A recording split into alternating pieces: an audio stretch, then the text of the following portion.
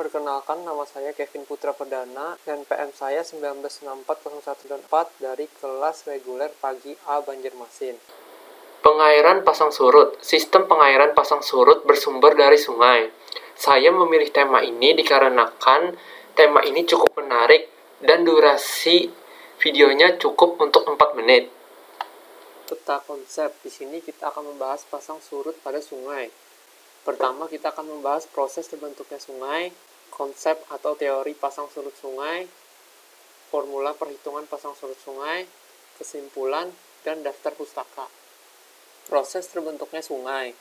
Sungai dapat terbentuk dalam beberapa cara, di antaranya yang paling umum adalah karena adanya air hujan, glacier, salju yang mengalir dari tempat tinggi ke tempat yang rendah. Karena adanya gravitasi, air mengalir akan secara alami mengerosi lapisan batuan yang lebih lemah, sehingga erosi terjadi di bagian tepi dan lapisan bawah sungai. Kalau kita membuat penampang sungai dari tepi hingga ke tengah, maka penampang sungai menyerupai bentuk huruf V.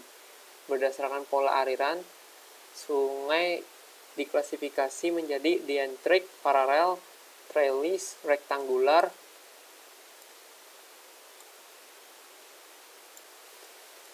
radial, sentrifugal, dan sentripetal. Konsep atau teori pasang surut sungai. Pengertian sungai.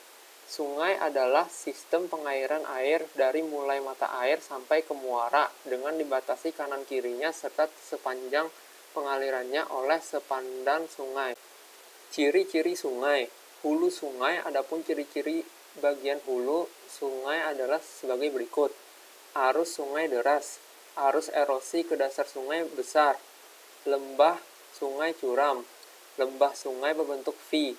Tidak terjadi pengendapan hasil erosi. Banyak ditemukan air terjun. Tengah sungai, adapun ciri-ciri bagian tengah sungai adalah sebagai berikut. Jarang dijumpai di air terjun. Kecepatan air sungai mulai berkurang. Mulai terjadi proses pengendapan material yang dibawa oleh air sungai. Selain terjadi erosi ke bawah, juga terjadi erosi ke samping. Hilir atau muara. Adapun ciri-ciri pembagian hilir atau muara sungai adalah sebagai berikut. Kecepatan sungai mulai lambat, proses pengendapan sungai intensif, di bagian muara sungai sering disebut delta. Macam-macam sungai.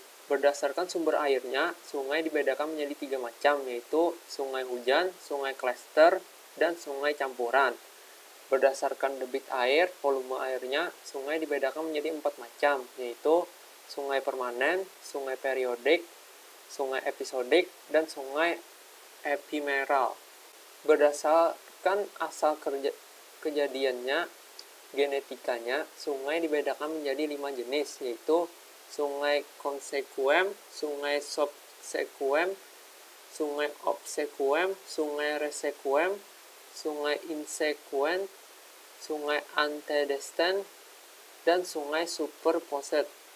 Dan berdasarkan pola alirnya, sungai dibedakan menjadi 6 macam, yaitu radial, radial sentrifugal, radial sentripetal, dientrik, trellis, rektangular, pinnate, dan anular.